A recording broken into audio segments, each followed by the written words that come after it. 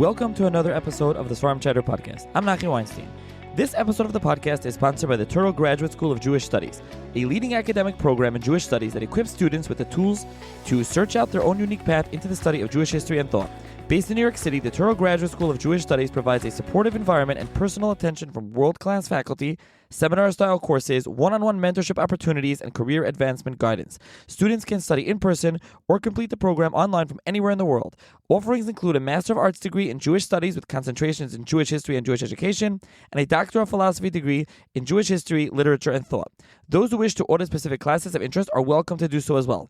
For more information on admission to the Touro Graduate School of Jewish Studies, including generous scholarships, please visit gsjs.touro.edu. That's gsjs.touro.edu, or call 212-463-0400 extension 55580, or email karen.rubin@touro.edu, and you can find all this information in the show notes. This episode of the podcast is also sponsored by koshercloth.com.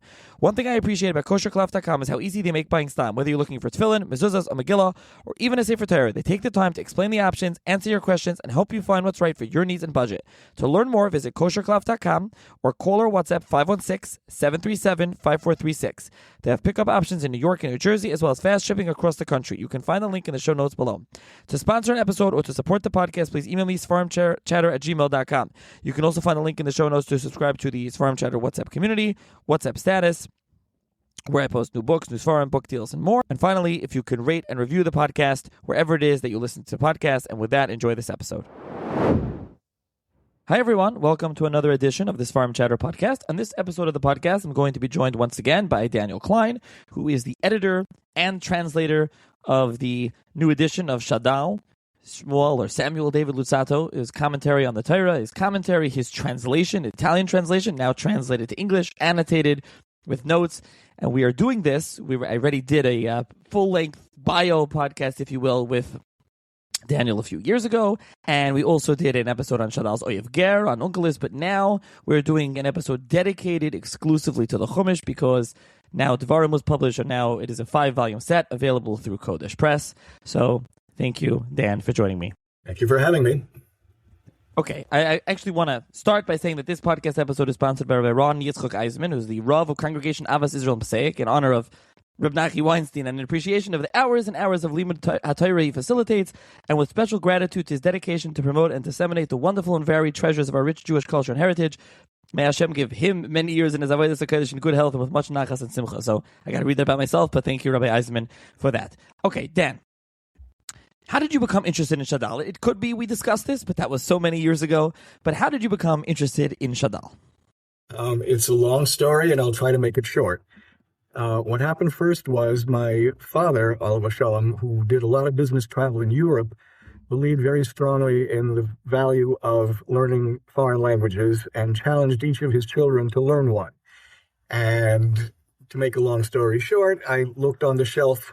He never told me what language to learn, but I found a little Italian phrase book, and I picked it up. My father later claimed that he planted it there.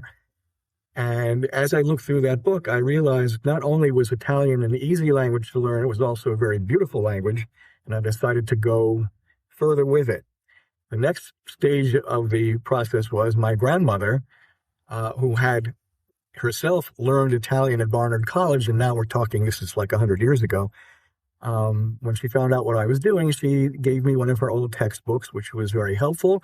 And then she completely changed my life. She said, take a look at this. It was the first volume of the original Shadal Pentateuco, the 1870s printing, which at the time was a rare book. Now anybody can see it online, but back then it was quite rare.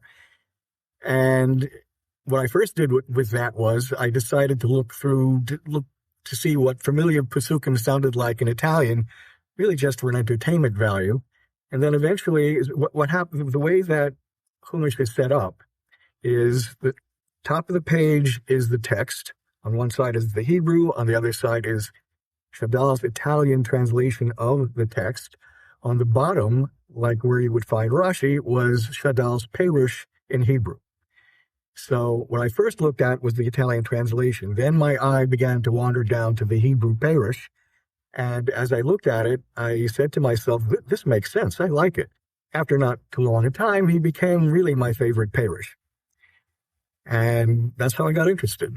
Wow. So it's been years, you got interested, and then you decided to translate the Italian, translate the Hebrew. So, I mean, at what point did you decide that, you know what, not only is it my favorite parish, but now I'm going to translate and annotate it. And by the way, translate the Italian, translate the Hebrew. So the whole thing is translated. We should mention that already here. There is a beautiful new Hebrew edition with some additions from manuscript and so on. But they didn't translate the Targum. And Shadal does have pshatim and things, which we'll get into much more later. But why did you decide you're going to translate the Italian translation to English and the Hebrew commentary and annotate it? Well, a very good question. At the age of 22, after I've been familiarizing myself with the Shadal Chumash for quite a while, it dawned on me, here I am, I have a special skill set. I taught myself Italian well enough to understand Shadal's translation.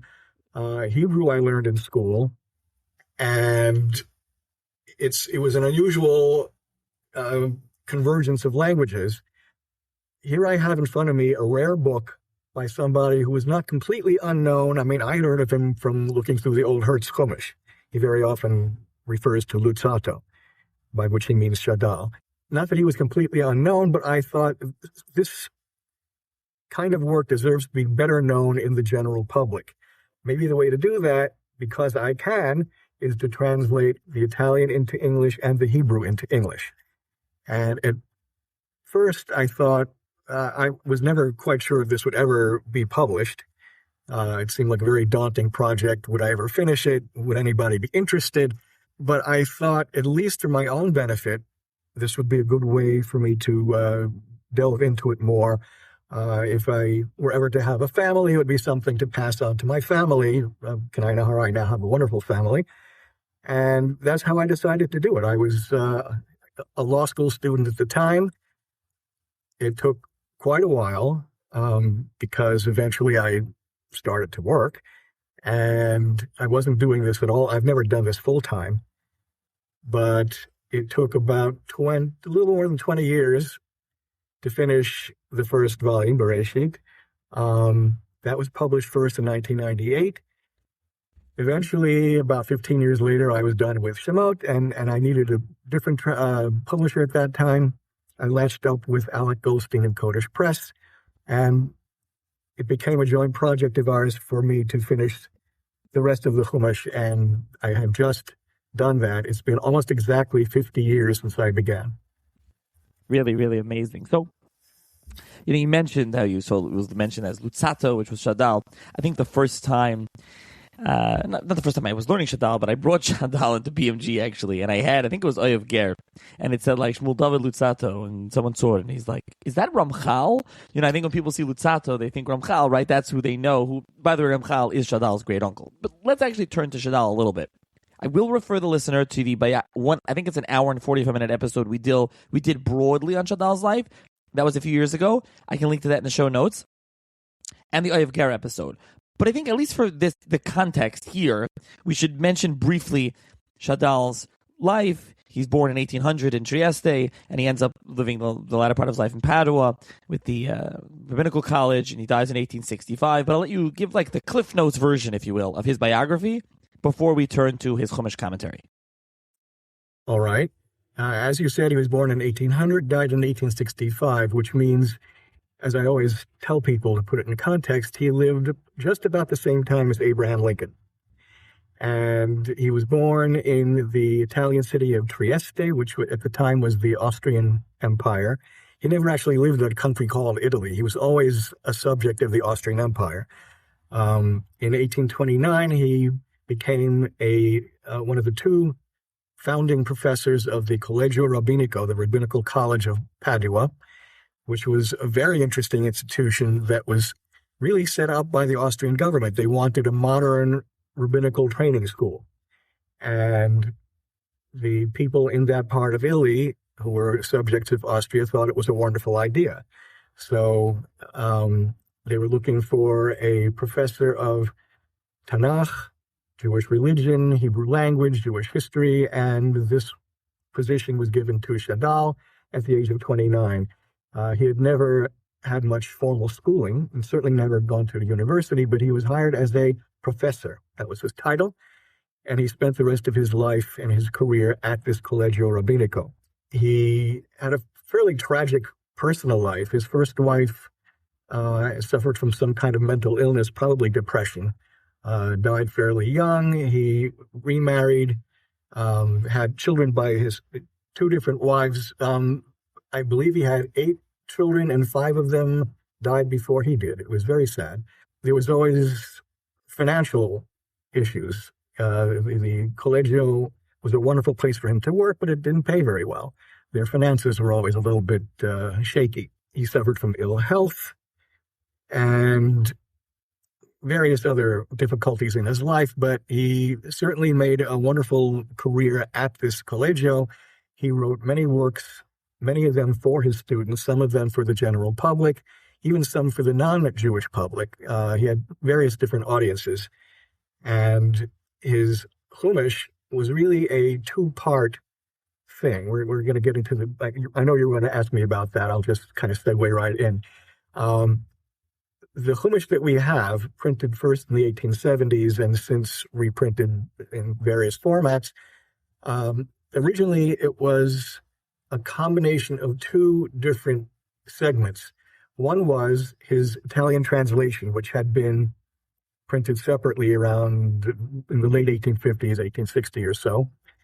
That was written for the Italian Jewish public, which even in the 1850s and 60s was becoming assimilated, was not deeply learned, and this was his way to help educate that public. In the 1870s, unfortunately, after his death, we mentioned he died in 1865, his Parish, his commentary in Hebrew, was printed together with his translation.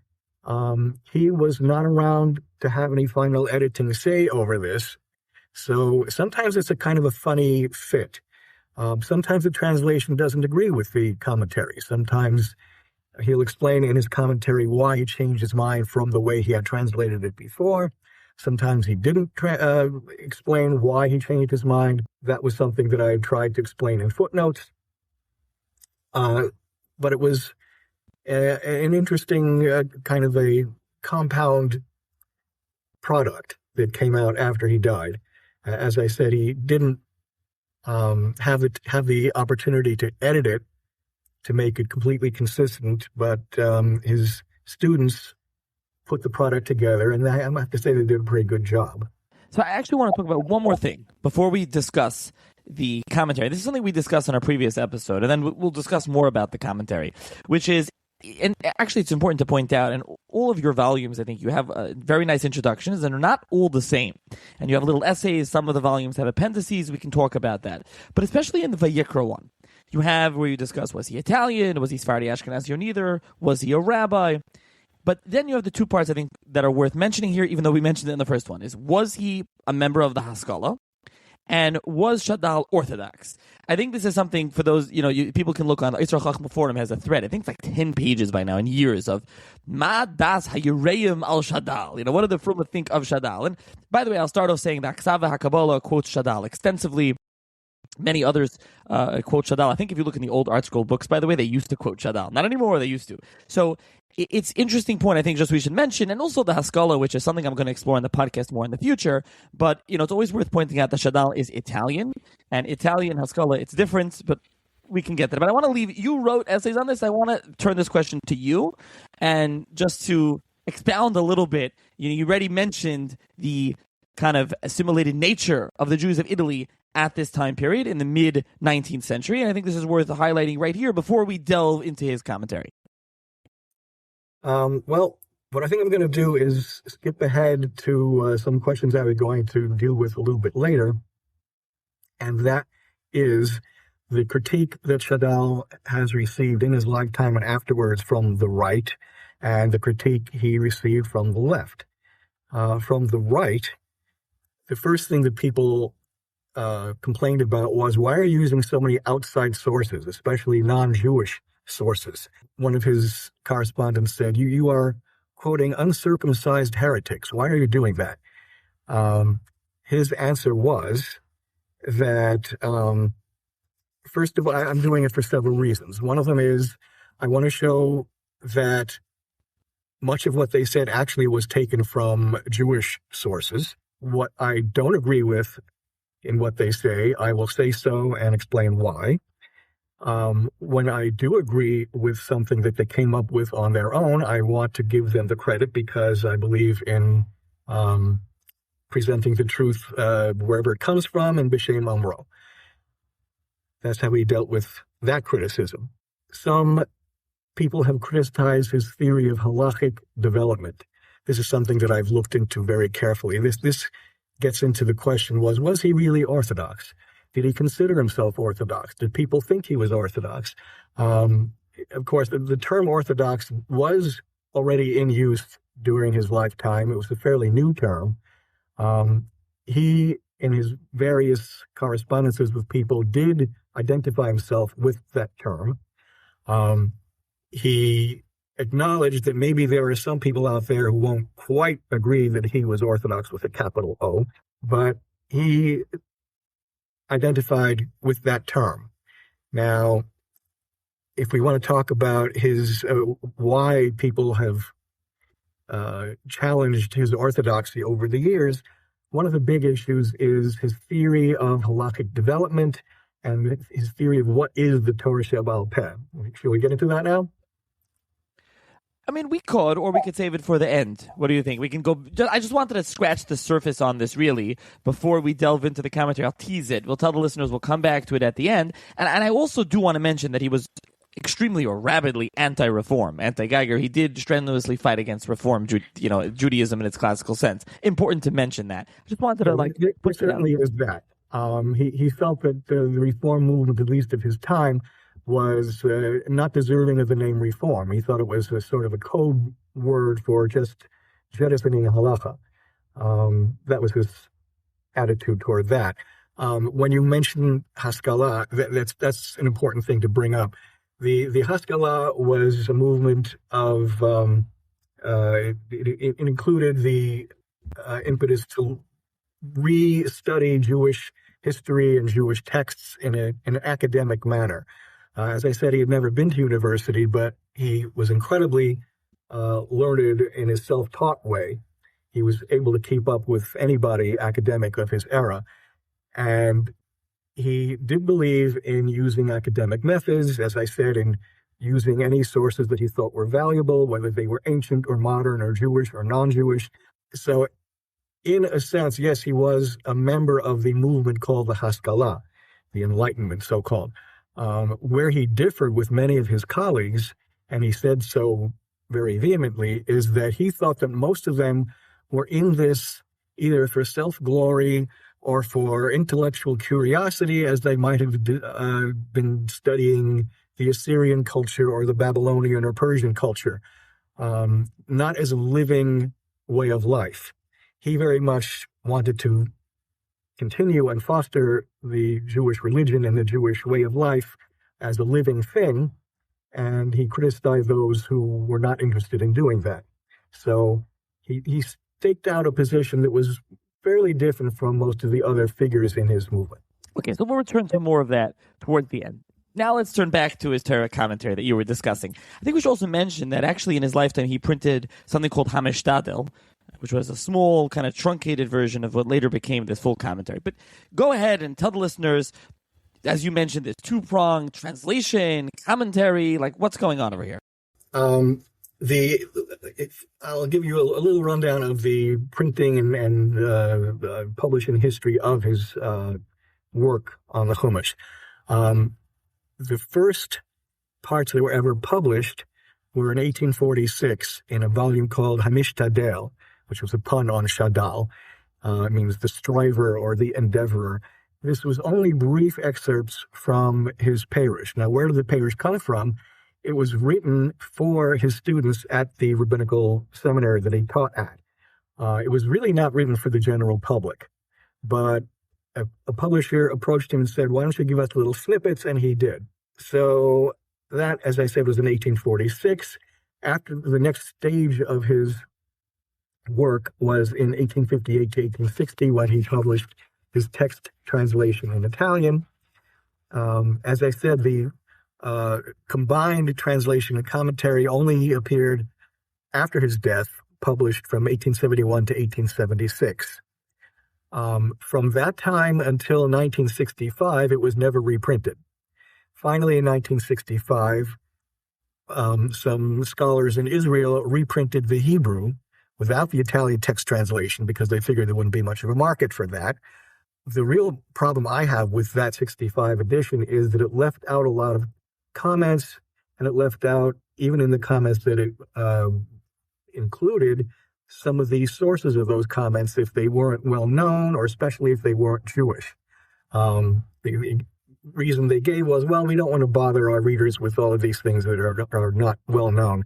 I don't think that was the right approach, but at least it brought the parish into the public eye again after almost 100 years. One of the big fans of that 1965 edition was Shmuel Yosef Agnon, who said, I've been waiting to see this for 50 years and finally has come out again. More recently, in 2015, a new edition of the Hebrew Parish came out, edited by Yonatan Bassi, who is an Italian-Israeli scholar who is also a descendant of one of Shadal's students at the Collegio Rabbinico. What spurred him to reprint the parish was he found in his father's library notes that his ancestor had taken in the classes that he had attended at the Collegio. And these notes were fascinating because they had inserts, erasures, crossouts, reflecting how Shadal's opinions shifted over the years, because this ancestor of Yonatan Bassi, his brother, had been in the Collegio a little bit later, a few years later, and had used the same manuscript and changed it. So this is like a mirror image of what Shadal was doing. He was constantly changing his mind in light of new scholarship or better understanding of the Hebrew. So this was the 2015 edition that came out in Israel. Unfortunately, it also does not have the text translation because, again, it was printed in Israel. There was not much of a market for the Italian there. Also, these new editions had no footnotes. And as clear as Shadal is, I always like to say Shadal is wonderfully clear, except when he's not. And when he's not, you really need a little bit of help. And I'll be getting into a discussion a little bit later about some of the things that I've had to add in footnotes or in brackets to make it much more understandable to the general public. Again, he had been writing for his students who one would imagine had access to various books in their collegial library that are not generally available in the modern time to the modern usual kind of person trying to read this.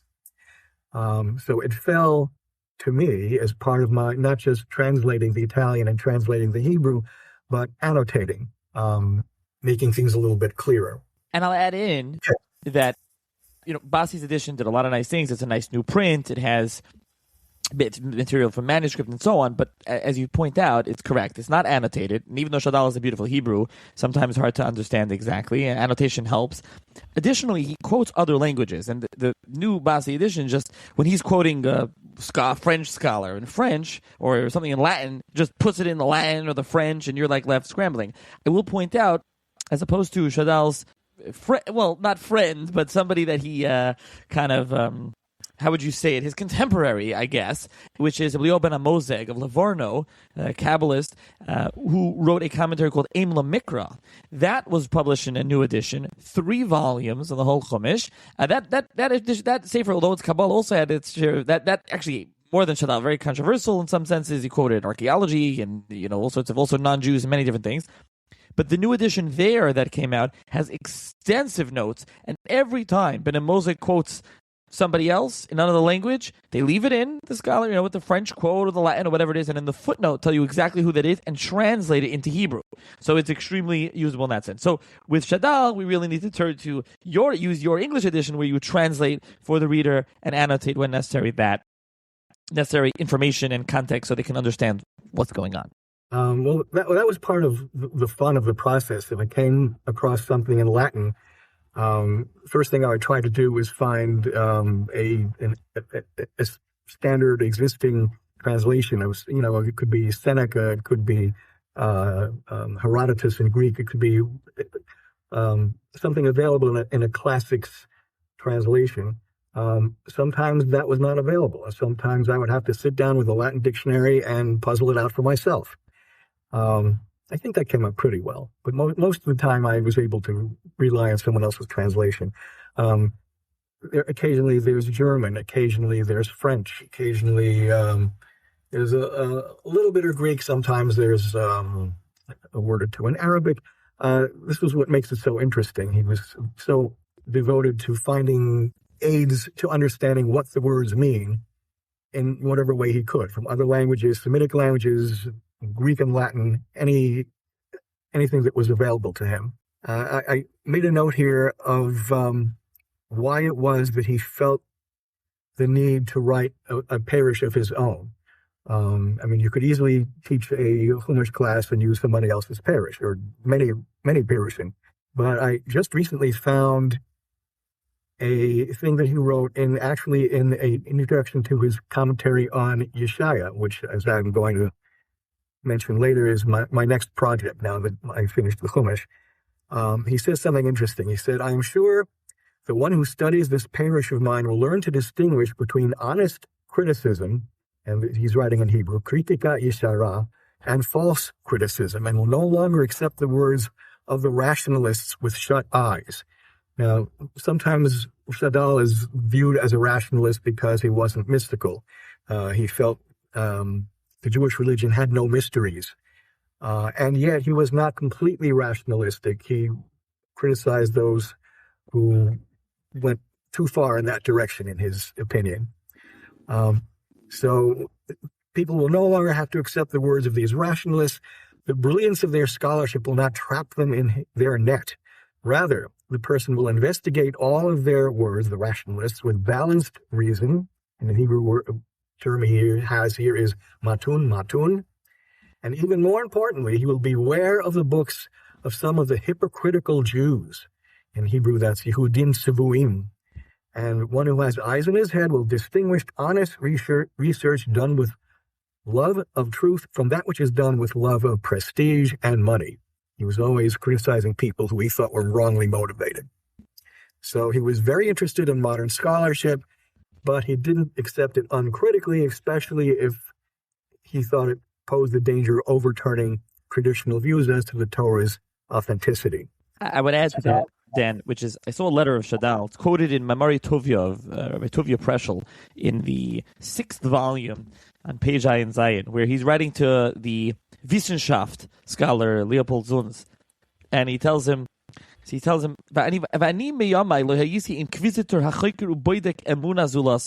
my days, I have not been an inquisitor asking of someone else what their religious views are. If a person comes and tells me, "Ain't Torah min hashamayim," there's no Torah min hashamayim, I must disassociate from him.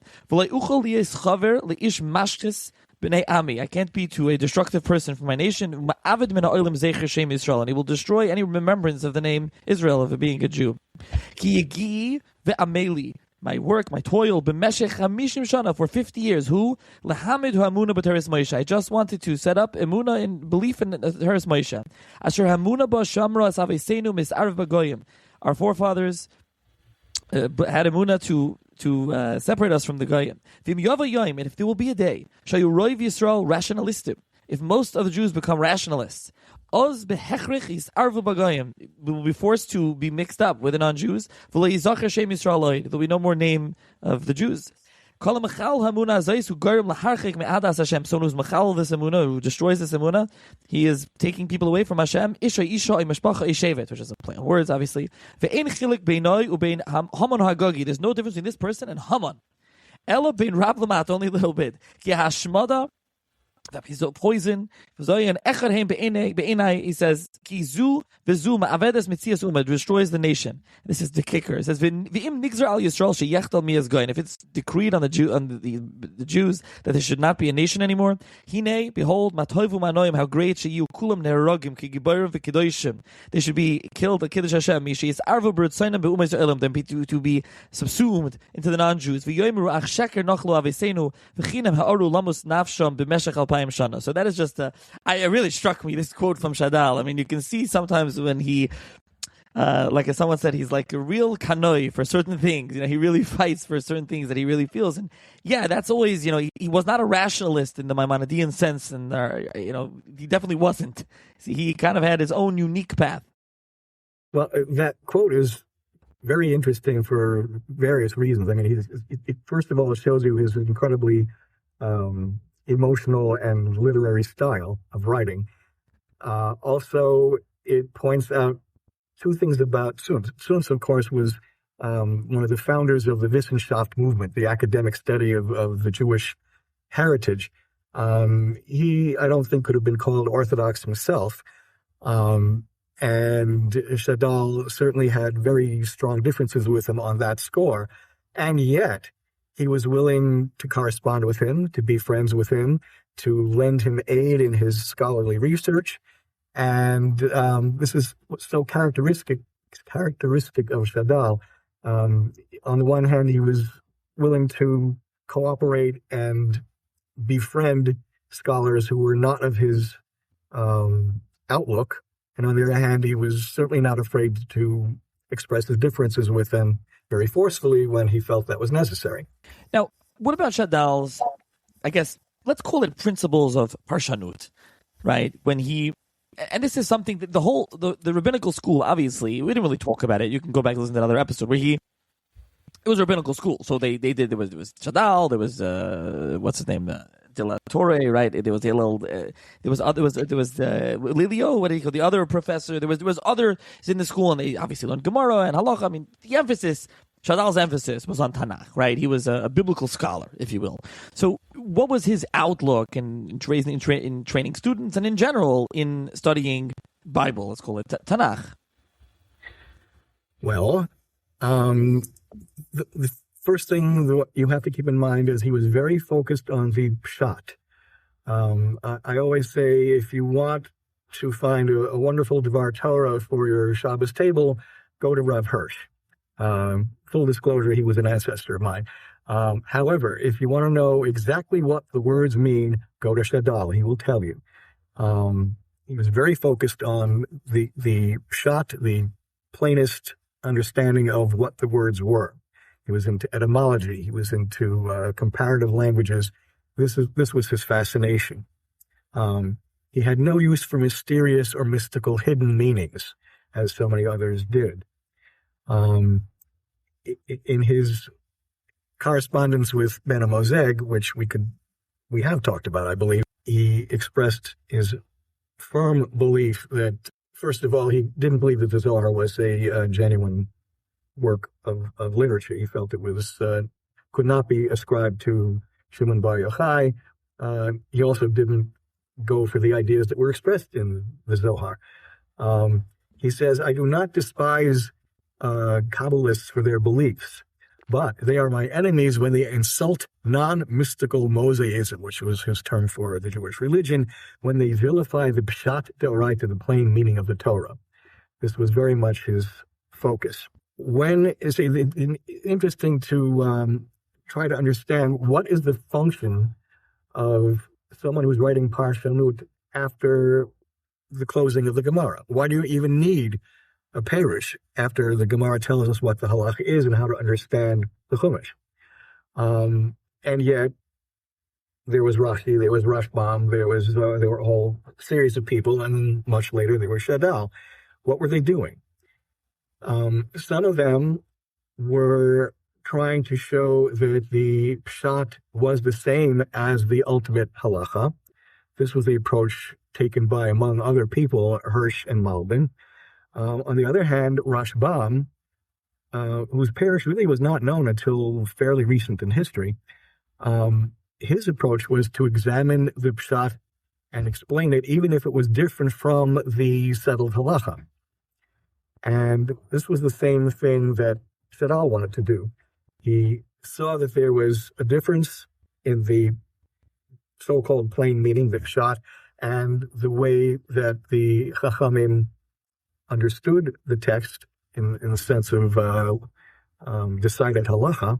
And in his parish, he said, I'm not going to tell you what the halacha is. That's not my job. I'm not going to make the psukim the same as they came out after the Chachamim had reinterpreted them. But I'm going to tell you what the pshat is. I do recognize there is such a thing as halacha, and sometimes it's not the same as the pshat, and that's fine, because Chazal were given a very great latitude to interpret and reinterpret the text of the Torah to the best of their ability and the best of their wisdom. He felt this grant of authority was given to them in the Chumash itself, and he took the view that Chazal sometimes took historic or social changes into consideration when developing the halacha. And I should point out, somebody like Rav Hirsch didn't believe that halacha had development. It was there, it was given, it was the same through all the ages. It was maybe parts of it rediscovered or tweaked a little bit, but there's not much history to halacha. Shadal said, yes, there was. The difference between Shadal and his more liberal contemporaries, those in the early Reform movement, or even the positive historical school that became eventually the conservative movement, he differed from them in the sense that he didn't think that the people in his time were qualified or learned enough or had the right motives to change halacha. He said, in theory, maybe it could or should be done, but not by the people now. They're just not the right people to do it, and so things are going to more or less stay the way they are. Like you're saying, it's really a pshat-based. He's also into this, something, we kind of discussed this in Ayev Ger episode when we discussed the Onkelos. He's also into, I guess, dicto, grammar, philology, and this is something that you see in his commentary. As I said, he was self-taught mostly. He did have classes in Talmud with the chief rabbi of Trieste, where he grew up. He studied very carefully with his father, but at the age of 13 or so, he fell ill, and his doctor, who himself was a learned Jewish person, said, you may no longer be in school. This is not working for you. And so from then on, he mostly taught himself, and he did an incredible job. He was a voracious reader. He taught himself various ancient and modern languages. He learned the science of grammar. He was a master in particular of Aramaic. And this is where it ties into Onkelos and his study of the methods of Onkelos, which I believe we did discuss once in fairly great detail. He wrote a book called Ohed Ger about the methodology of Onkelos. Interestingly, he said, some people are going to tell you that when you see things that look Aramaic in the Chumash, that means that they were written much later when the Jews were speaking Aramaic. He said, no, actually, when you see something that looks Aramaic in something like the Shir HaTayam, that is actually Davka, a sign that that's a very ancient thing, because the ancient languages of Aramaic and Hebrew were closely related. They grew separate over the years. And when Hebrew speakers used something that looked Aramaic, it means they were using archaic words for poetic reasons. And that was part of how he dealt with the Aramaic language and its use in Tanakh. He was also interested in Arabic. He paid very close attention to the diktuk, the grammar. Early on in my translating career, I told somebody I was doing Shadal, and he said, "Oh, you must be a diktuk freak." And I didn't quite admit to that, but I learned a lot of diktuk certainly by working with Shadal, and it's very important because he would often examine the words for the binyanim, the kal, the nifal, the hitpa'el. Even there are some words that are in something that he called hot pa'el, lo hot bakdu. And he goes into great detail explaining why these conjugations or binyanim are used, what they mean, how they shade the meaning of the words. And if you can get through the terminology, it's actually quite interesting. Another thing he paid very close attention to was the trup, the ta'amim, which he recognized they're not just musical notes, they're not just there for decoration, they are a very intricate system of punctuation. And he very often will point out, well, this sign of trup is a disjunctive. It's like a semicolon or a period or a comma, and the use of that piece of trup affects the way that we understand the pasuk. And sometimes there are conjunctives which also influence how we understand the way the pasuk is to be understood. Very close attention to the ta'amim. So that was a great part of his approach. Now, I mentioned Ben Moslik before and his great interest in archaeology and history. So how about Shadal? Not to compare him to Ben Moslik, but what is Shadal's interest in archaeology and in history and using that in his Torah commentary? Well, as far as history goes, he very often refers to Greek and Roman historians. Sometimes he will refer to more recent authorities.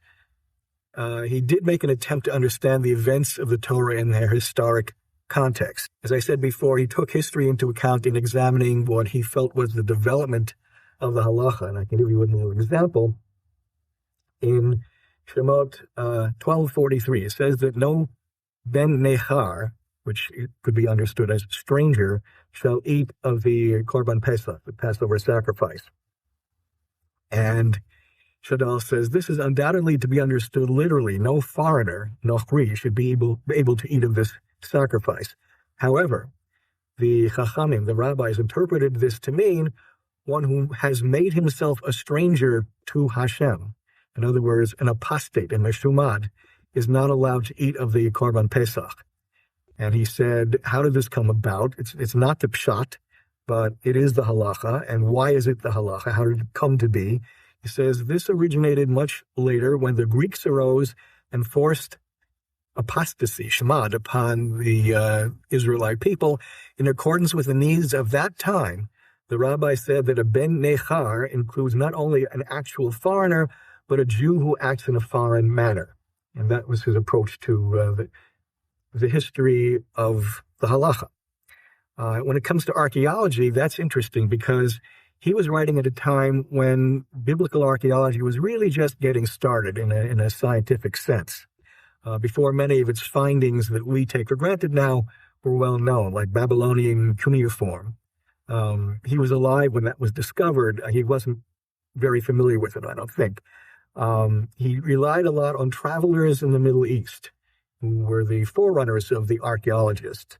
An example is in the late 1500s, maybe early 1600s, there was an Italian traveler named Pietro della Valle who climbed Mount Sinai and recorded that Chorev and Sinai were two different mountains or two peaks of the same mountain.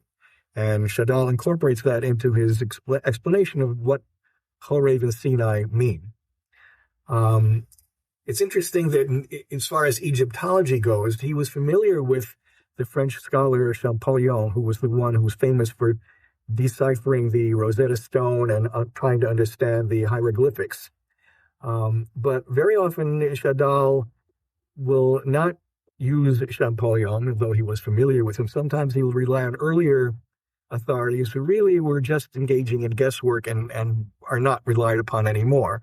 It's not quite clear to me why Shadal continued to rely on these older figures, but I did read once that Champollion's theory of the meaning of the hieroglyphics was really only proven in a definite manner after Shadal died.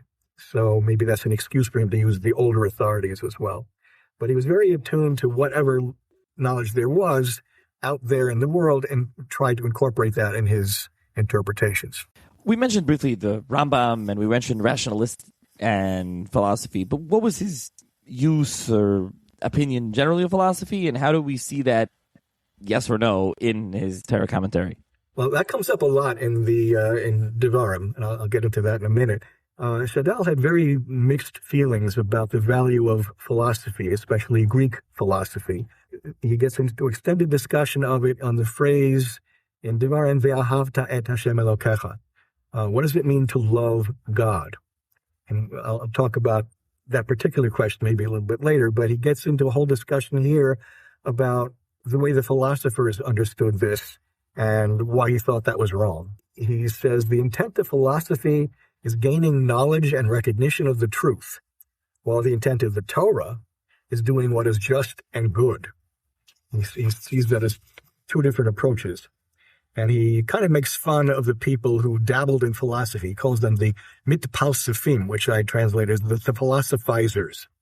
A lot of them tried to insert the opinions of the Greek scholars into the Torah.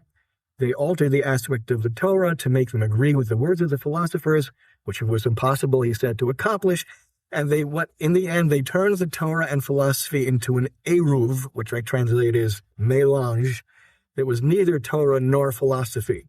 And he says, and you know what? Bald patches remain on either side of them. It's just an impossible endeavor. I don't know why they bothered. Nowadays, he said, such philosophizing is obsolete, and yet the books of Israel are still filled with it, satisfying neither true critics nor true Torah adherents.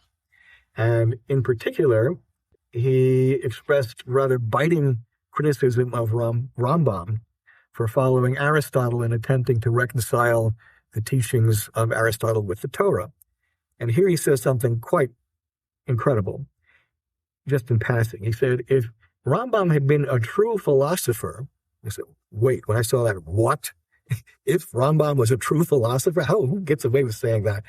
But he continues, Rambam would have understood that another generation could come and nullify the opinions of Aristotle and his students in matters of natural history and astronomy, and thus his book would be found to be a guide to falsity. So his criticism of Rambam is trying to put a square peg in a round hole.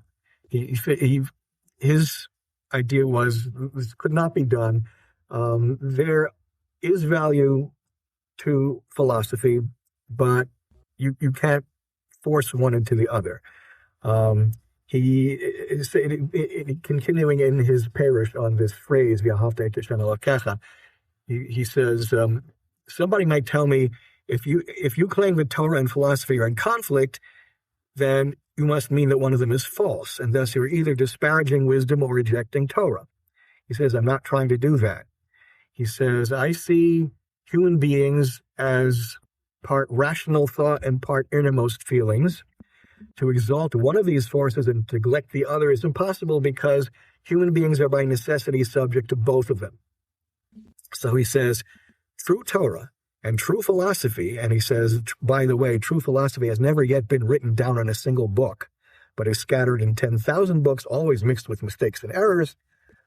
But both Torah and philosophy are the words of the living God. They both are in conformance with human nature, and both are true in different ways. He believed in a sort of a dual truth idea there. So again, he didn't utterly reject philosophy, but he had a lot of skepticism about it and tried to limit its value in trying to understand what the Torah is trying to tell us. Okay, so now that we're almost an hour in, we didn't really focus on Dvarim, and being that we're doing this to highlight Dvarim, let's turn to Dvarim. This is your final volume, so let's highlight some examples specifically from this new volume. One of the first things he does in his parish in Devarim is attack one of the people who he hated the most in the entire history of human thought, and that was Spinoza. He goes into Spinoza's claim that Ibn Ezra denied that Moshe wrote the Torah. And he goes into great detail about how Ibn Ezra did not believe such a thing. Spinoza was misrepresenting what Ibn Ezra said, and he was probably doing this in an insincere way. He says, besides making mistakes in his critical researches, Spinoza undoubtedly also spoke with a double heart. and led his readers astray. He goes into great detail about that close to the beginning of Devarim. Another interesting thing that he does, and this is something that I had to insert in footnotes because it's not in the parish itself, is many people might be curious about why there are differences between the versions of the Aseret HaDibrot in Shemot and in Devarim, Ve'et Chanan. I happened to find some of these differences that he listed in other writings of his, in Bikurei Ha'itim, which was a journal that came out in the 1820s, 30s, and 40s. He wrote articles about that early in his career, in that publication early in his career. And one of the articles pointed out the differences between the two versions of the Aseret HaDibrot. It doesn't mean that they were written by different people. It doesn't mean they were written in different times. There were subtle differences that he found. Some of them, I have to say, are not maybe totally convincing, but some of them are interesting. I'll give you one example. The different reasons that are given for the commemoration of Shabbat. Why is Shabbos commanded the way it is? In the first version, it talks about the 6 days of creation, God's resting on the seventh day. In Devarim, it says it's because you should remember you were a slave in Mitzrayim. He says the first version tells us why the seventh day in particular was chosen as the day of rest. It's modeled upon the creation. But the second version, the one of Devarim, gives us a basic underlying reason for having a day of rest, which did not need to be mentioned when the Aseret HaDibrot were first given at Har Sinai, because the people had only recently been set free. They knew they had just been coming out of Egypt. They didn't have to be reminded of that. They had to be told why the seventh day in particular should be a day of rest, while the people who were about to enter the land of Israel by the time Devarim is being propounded, it had to be reminded that, yes, all those years ago, you were taken out of Mitzrayim, and this is why you rest. There is a long discussion of, as I said, what does it mean to love God? His answer is, one who always places God before him and whose main thought is to cause him satisfaction and observe his statutes, this person is called a lover of God. One who does not keep God before him and does not refrain from doing what is abhorrent to him, that person is called a hater of God. So he trims down the concept of love of God to, are you doing what he wants or not? It doesn't mean the philosophical kind of love that Rambam spoke about, where you have to understand the nature of God and comprehend the greatness, the rarefied intellectual type of love. This was not what he thought the pasuk was talking about. He also seemed not to care much about emotional love as part of this commandment, part of this mitzvah. I don't think he was against the idea of emotionally having a loving relationship with the Kadosh Baruch Hu, but he says you can't command that. You can't command a person to feel something or believe something. And so what this pasuk in particular is talking about when it says you shall love God is do what he wants, what he asks you to do. That shows that you love him.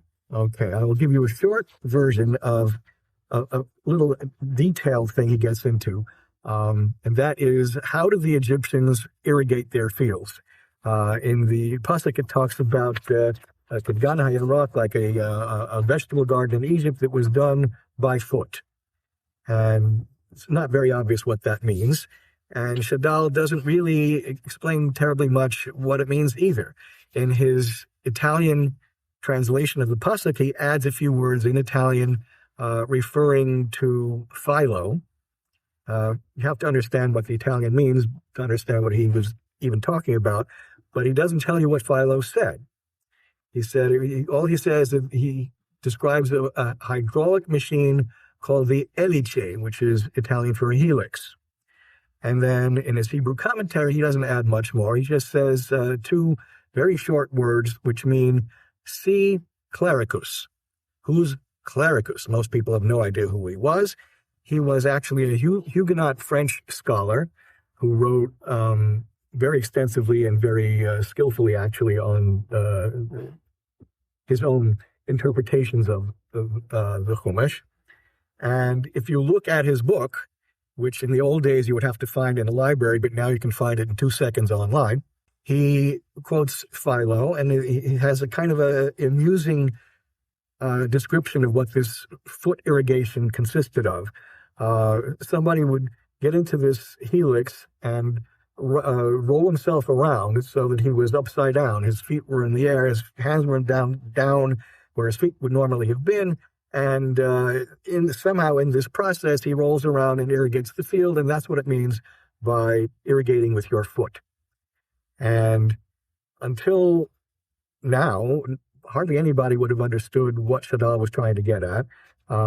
Because he was writing in Italian, and his Hebrew comment was very, very short.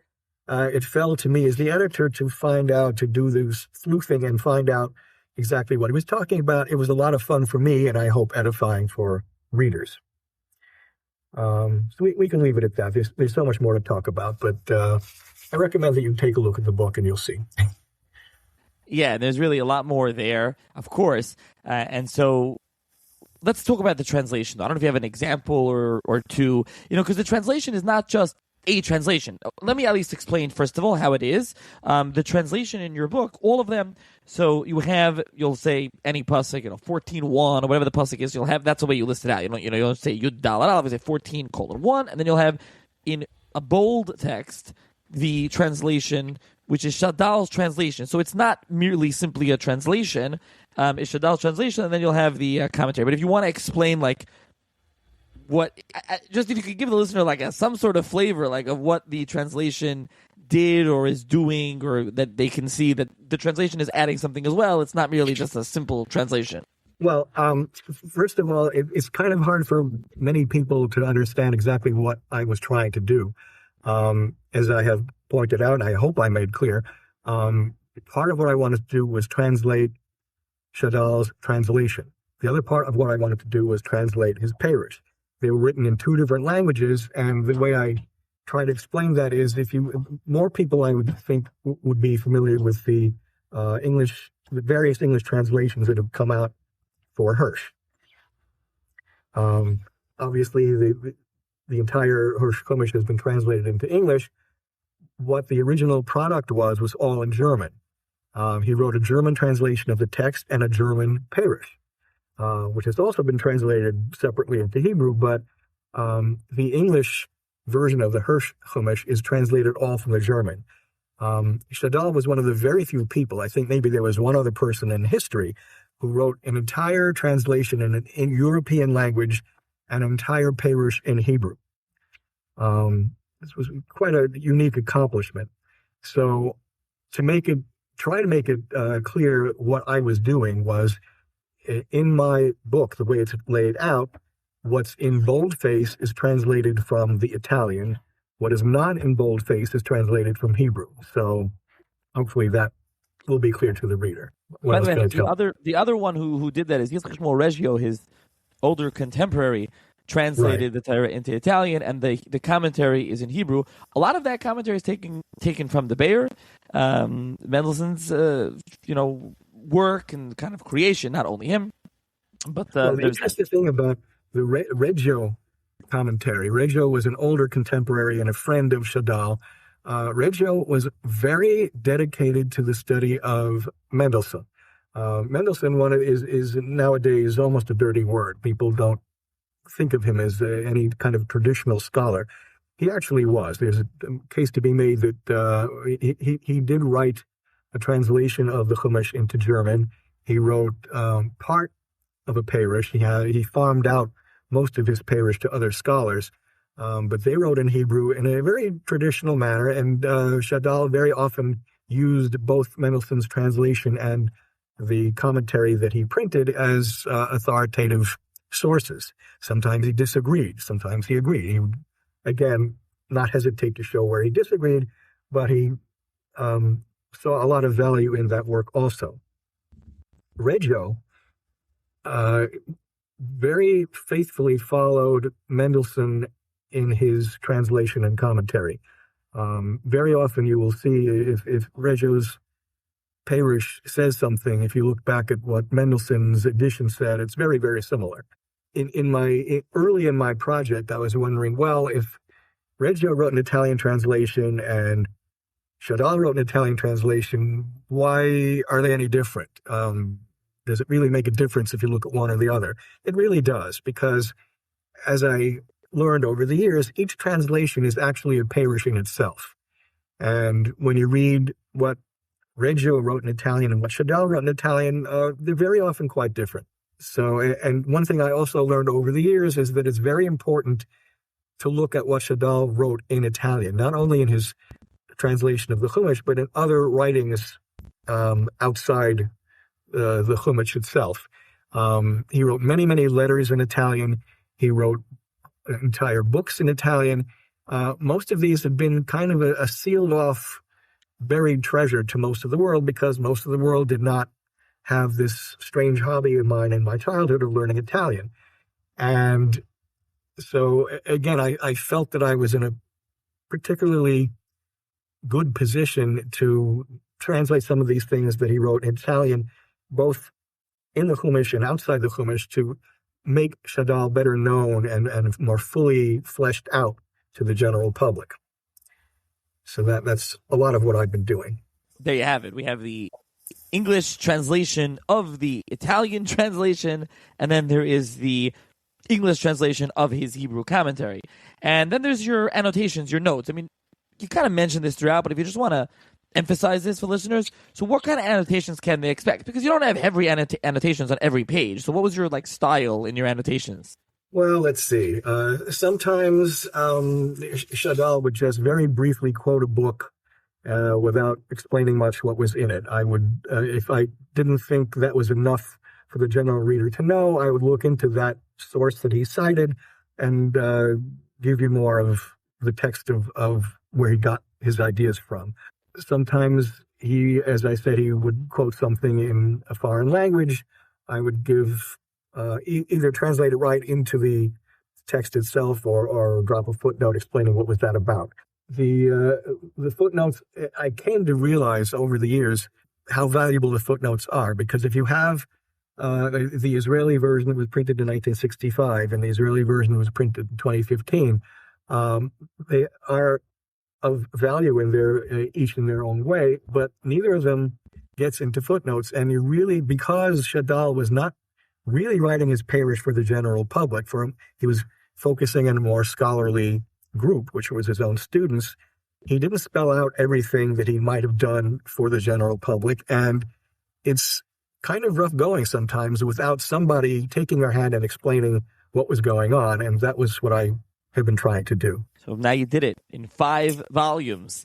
And like you said, you're on to the Nach. And we should mention, by the way, here maybe that he also wrote on other stuff. So mainly Yeshaya. There's some other things on Nach, but I think Yeshaya is the biggest commentary on Nach. He doesn't have on every book of Nach. Yeah, he didn't get to every book. He tried. He had a project of translating into Italian the entire Tanakh. He didn't live to finish that. His students finished what he could not. His very last letter, and he has volumes of letters in Hebrew and in Italian and in French. The last letter that he wrote was to a student of his saying, I've been working, translating something in the Sefer Shmuel. It kept me up all night, and I would be much farther ahead if I hadn't been stuck on this one word. Unfortunately, he died several days later. He was very much at work until the very end. It fell to this student that he was writing to finish that translation. So that was one facet of what he was doing. He wrote Perushim, Hebrew comments on Yeshaya. Yeshaya is the shining example. People sometimes think of that as his magnum opus. He wrote, as he did for the Chumash, an Italian text translation and a Hebrew commentary. Monumental work. And I've chosen this as my next project because I can't imagine living my life without translating Shadal. This is going to keep me occupied for quite a while. I hope I can finish it. So that was his main other project. That came out actually before the Chumash came out. He also wrote somewhat shorter commentaries on some of the other books, Yirmiyahu, Yechezkel, Eov. Eov, I think, is too hard for me to do. Someone else will have to take that on. But he goes into great detail about what Eov means. It's a very difficult book. He did translate it and write a parish. He also did Mishle, which is a very nice work of his. So, again, he did not get into all of the books of Tanakh. Maybe if he lived longer, he might have completed more of that. But what he concentrated on was some of the major works, and most of all, Yeshaya. In some of the volumes, you included appendices. For example, in Bamidbar, you included 2 appendices. You included, one is Ein Ben Pelas, a dramatic poem by Shadal, and one is Let Him Braid, a stormy correspondence of Samuel David Litzato and Ilya Ben Amozeg. That has to do with the Kabbalah stuff that was included in another volume as well. And you have some other ones. First of all, did you include any appendices in the Dvarim volume? And also, why did you decide to include these appendices in the volumes? Okay, the appendices in the Dvarim volume. The first one is an essay that I wrote actually some years ago that was printed online in the Lehrhaus website. I had read a Spanish novel by the Nobel Prize winner Garcia Marquez, which reminded me a lot of what Shadal wrote about the case of the accused bride in Devarim. He has a very interesting take on that whole area of law, and the novel in Spanish by a Colombian author, Nobel Prize winner, got into how do you prove that your bride was or was not a virgin, and this became a literary thing. And I wrote an essay about how Shadal kind of prefigured what Garcia Marquez was talking about. I won't get into the details. It's a little bit shocking, but it's very interesting to read about. The other appendix that I included in this volume is something that I developed and expanded out of one of the greatest experiences of my life, which happened just a year ago. There was a Shadal International Conference held at Bar Ilan in Israel. They kindly allowed me to speak, and they wanted to hear something new about Shadal. It hadn't been presented before. And what I found was a very interesting account of some of Shadal's friends in his area of northern or northeast Italy who were not Jewish, and yet who valued his scholarship very highly, became his personal friends, and actually invited him to take part in a scientific conference in 1847, before the Italian Revolution of 1848. He was allowed to take part in this scientific conference where somebody had found an old artifact in Sicily, thought maybe it was cuneiform, they thought maybe it was Greek, what is this? And they asked, among other people, the chief rabbi of Venice, who had been a student of Shadal, and Shadal himself, to take part in a committee to decipher this. Another member of this committee was a priest who Shadal had had a friendly relationship with for many years. It's almost impossible to imagine how this could have happened at any other time or place, but this happened. And in the end, Shadal was able to convince the committee that this is actually not Babylonian or ancient Greek. It's a kamea, an amulet written in a very strange kind of Hebrew alphabet that was probably invented by a non-Jewish scholar. It's a very fascinating story, which I did a lot of digging in, and that's the second appendix to Sefer Devarim. Okay, so the volumes, they're available on Amazon. They're available on Kodesh Press's website. And Kodesh Press, I'll mention the new volume is $24.95, as is the Bamidbar volume. Vayikra, a little smaller, is $19.95, and the Bereshit Shemais, the biggest, are $29.95. Now, right now, Kodesh has, I think it'll still be going on when this airs, 25% off the first order from their website. So if you order the whole set, 25% off, which is great. And additionally, there might be, I know I've been asked, I'm not going to speak for Kodesh, if when there's a set put together, is there going to be a discount? I don't know. Maybe we'll ask Alec right now. You can go order it from Kodesh Press site. There's a link in the show notes to Kodesh's website. You can order it. Again, 25 off your first order from them. I'll also link to Amazon. Some people just like to order books that way via Amazon, have your credit card information, your address, and everything. So I'll link to that as well. Now, I want to finish up with 3 things, though. First of all, we teased in the beginning, and we kind of got into this, so we should mention you were talking about Shadal's critique from the right, the critique from the left, and the Torah Shabbat Peh, and some of these interesting kind of things. I don't know if you wanted to say some more on that, or we should save that for a different episode on Shadal.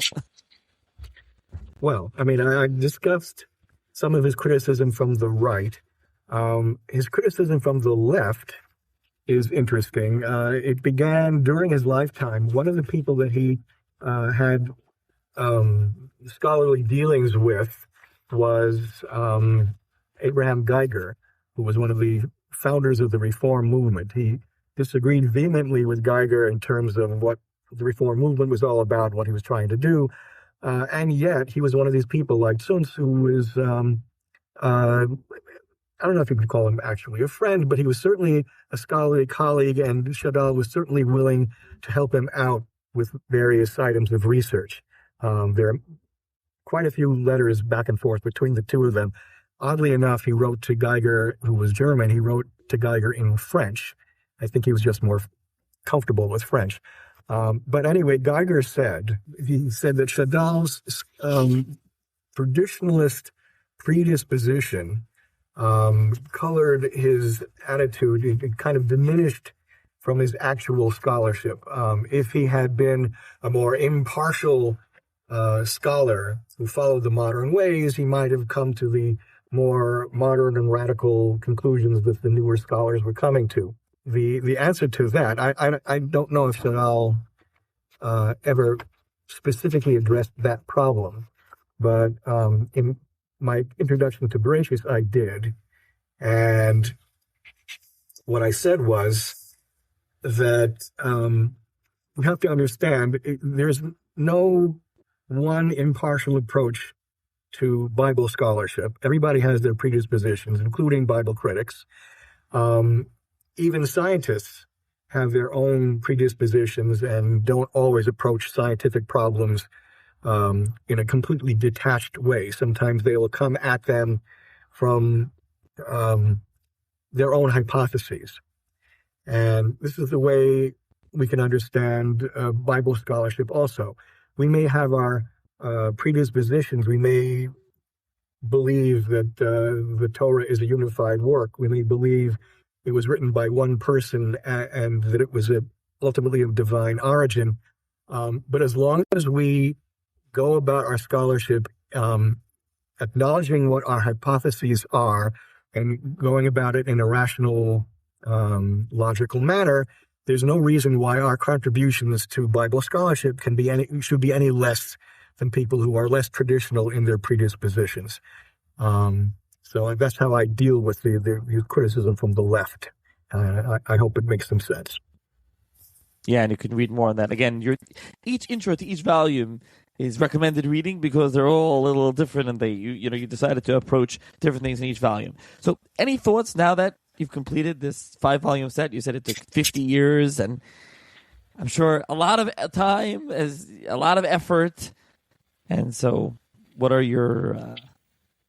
Yeah, I mean, it's not given to many people to embark on a labor of love that takes 50 years to complete and actually see the end of it. I feel incredibly fortunate and blessed and privileged to have come to the end of this project.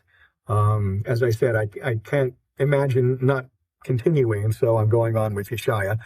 But I feel so grateful to be able to have finished this. I also, in my acknowledgments in this last volume, I have a whole list of people who are librarians, research assistants, book reviewers, publication editors, copy editors, speaking forum facilitators, conference organizers, spiritual advisors, Shadal fans and supportive friends and relatives, and of course, podcasters.